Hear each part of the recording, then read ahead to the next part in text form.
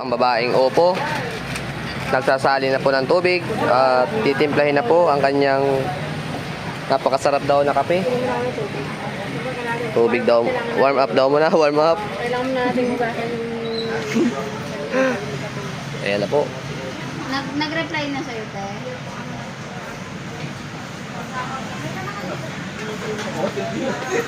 Titimplay na. Titimplay na po ang kanyang kape. Ayan na.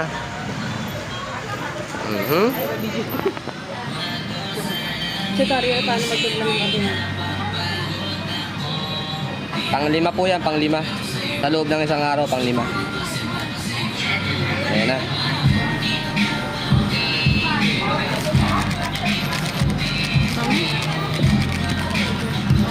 Nakakabuhay ng time. Dahil wala tayong kasara, ito yung improvise.